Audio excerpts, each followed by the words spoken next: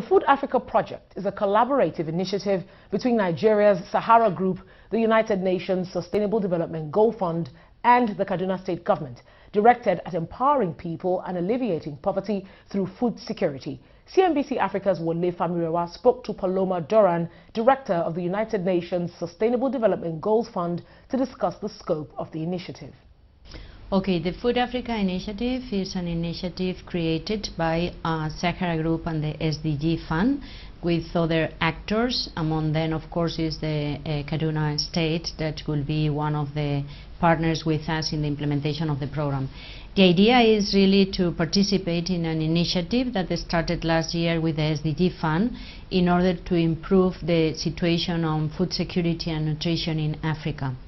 All right. So we started the programs in another 5 countries, but this is the first one that we are going to start here in Nigeria with a different approach, different actors with the private sector, and with the idea to use it as a pilot to replicate it in the future in other countries in the continent. If you can, help us appreciate the targets for this Food Africa Initiative program in Nigeria, the specific targets you have for Kaduna State.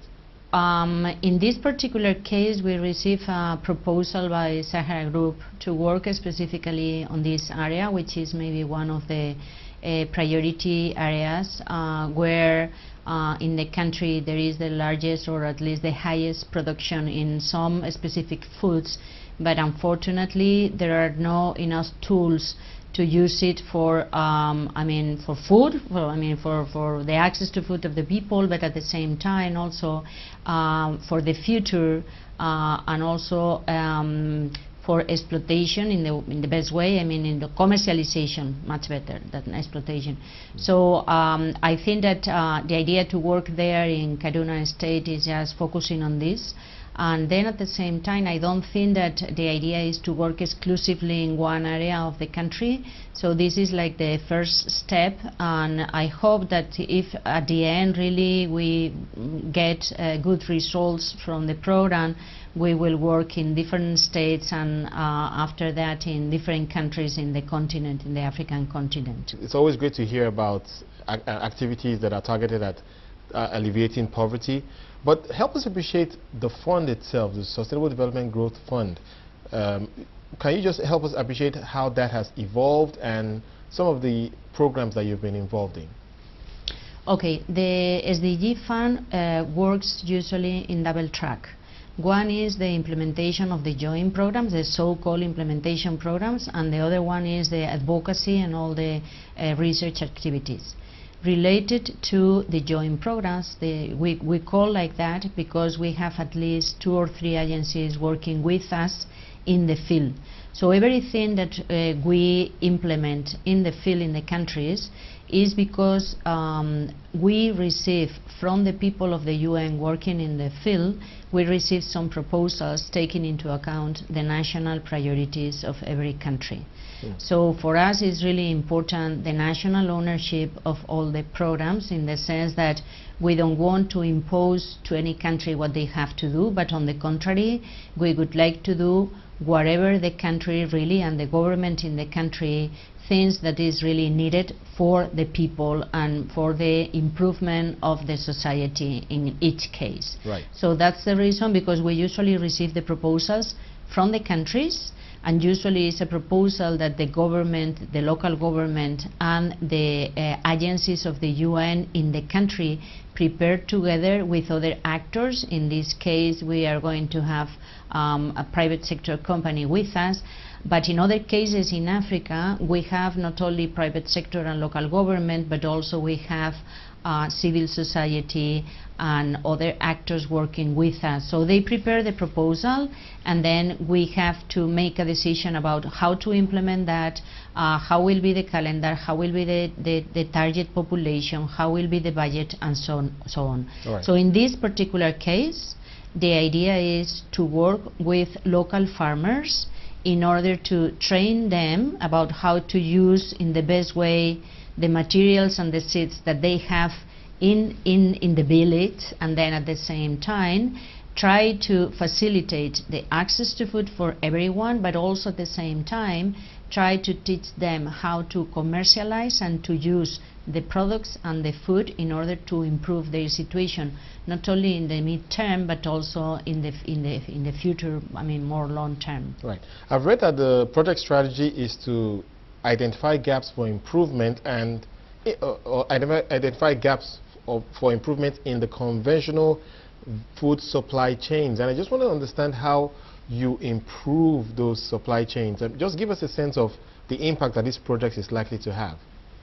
Well, you know, I mean, I'm not going to use an example of this country, but I can tell you that in some other countries where we have programs, we have workers, local workers, in the field that receive $1 per day for products that a week later you can find in other countries for $20, meaning that something happened since the worker in the field prepared everything in the best way up to the time when I buy the thing for exactly 20 times more than the price that the person received. So it means that the value chain really has a lot of gaps and a lot of problems.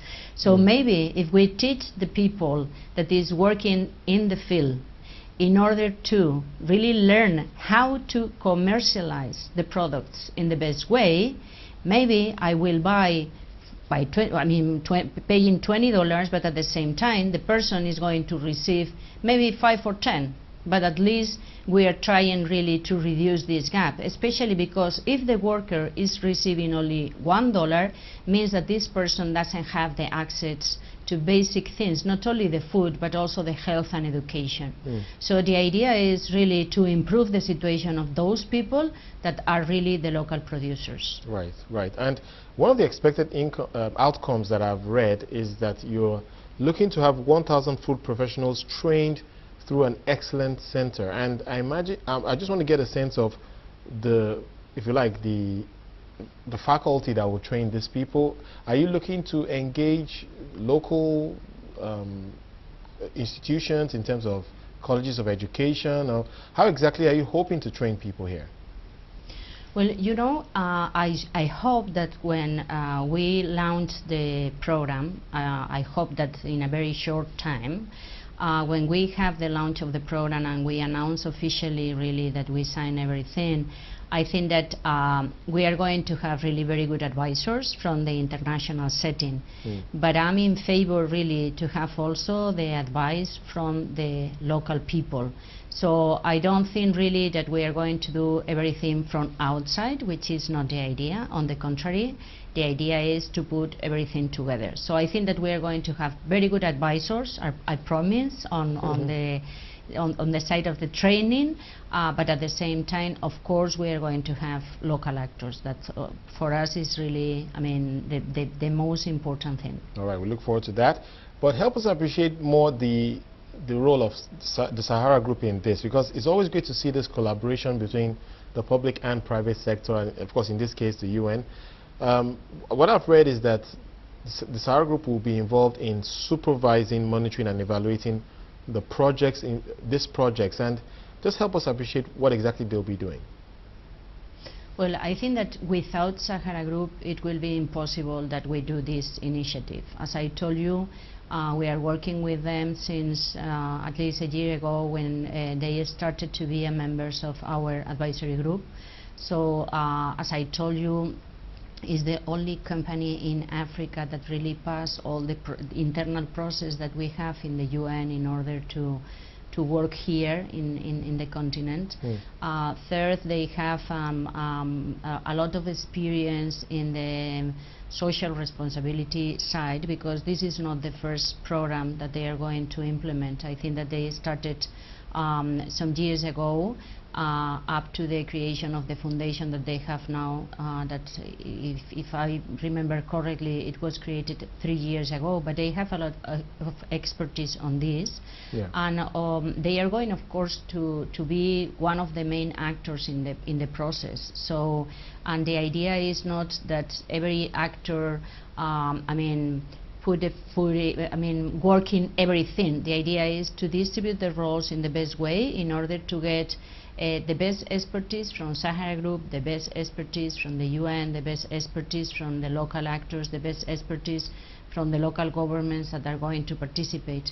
So I think that Sahara Group really has a very good experience on social responsibility programs, which really we really admire, and that's the reason because we are ready to work with them. All right, and I do know that they are also going to be providing some annual counterpart funding for the project, and that leads me to ask about the funding that is available to you and for the programs that the Sustainable Development Goal Fund is doing across the continent. I mean, I always like to hear about the numbers, but how much in terms of funding are you able to attract for the projects that you're doing, especially in Africa? So I can say that, the idea is to start with a program that is going to work for 5 years, and for these 5 years we already have around 3 million. But as I told you, I hope that maybe we are able to receive more funding from different actors. And of course, if we then can replicate exactly the same program in other countries, I'm sure that we are going to have important contributions from the private sector and from the public sectors. Right. Let's talk more about how much more the private sector can do to help alleviate poverty. Obviously that's one of the key goals of this project. It's great to see what the Sahara Group is doing, but your thoughts about what the private sector in Nigeria can do to assist in alleviating poverty?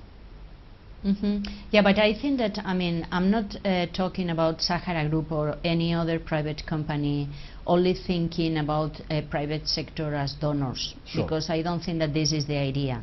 The idea is, I think that is much deeper, in the sense that poverty is a problem which is a multidimensional problem, meaning that all the society is responsible for the poverty, not only in countries which are classified as developing countries, but also in the West, where you can find a lot of inequalities in many countries. Even in the case, for instance, of Latin America, where you have there countries that are improving a lot the economic situation, but at the same time they have also a lot of inequalities and areas where they have a lot of poverty. So what I'm trying to explain is that poverty is not only a problem for some specific areas. I think that now it's a problem all over the world, and we cannot fix that only working in a different sectors. So that's the reason, because it's important the engagement of all the actors in the society. Of course the governments, but it's not only a responsibility of the governments, it's also the responsibility from private sector, from universities, from faith associations, from civil society, NGOs, international organizations, UN agencies. So the challenge now with the new agenda approved in the UN is really try to put all the actors together, not only in terms of budget and money, but also in terms of expertise, advice, experience, challenges, proposals. So I think that we need really to learn, we in the UN, we need to learn how to work with different actors, and the different actors also need to learn how to work with us. So I think that the challenge is put all the actors together, and I think that this is like the first step with this project, trying to do so. And that was Paloma Duran, Director of the United Nations Sustainable Development Goals Fund.